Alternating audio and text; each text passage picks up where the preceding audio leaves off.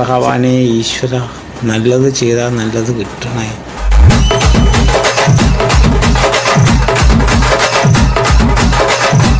മണിയാ, വെള്ളം വന്നാടാ?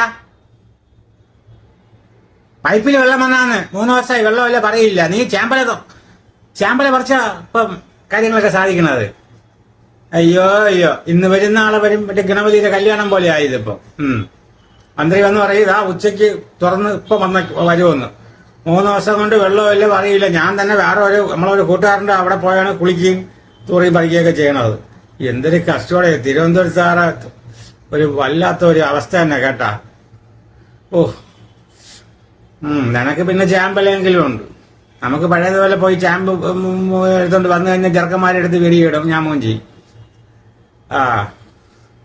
ഒക്കെ ചാമ്പല വോളിന്ന് അടുത്ത പേരിടേണ്ടി വരും എന്നൊക്കെ. ചാമ്പലക്കാരും കാലും തീട്ടപ്പരുത്തിയല്ല അതാണ് നല്ലത്. അത് ക്ലിയറായിരിക്കും, കംപ്ലീറ്റ് അങ്ങ് പോകും.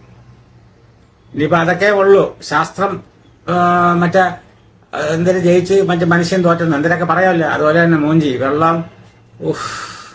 വെള്ളപ്പൊക്കം വന്ന അതുകൊണ്ട് കഷ്ടത അനുഭവിക്കുന്ന ആര്? തിരുവനന്തപുരത്തുകാര്. വെള്ളം കിട്ടിയില്ലെങ്കില അതും എന്തായാലും കണ്ടക ശനി എന്നടാ.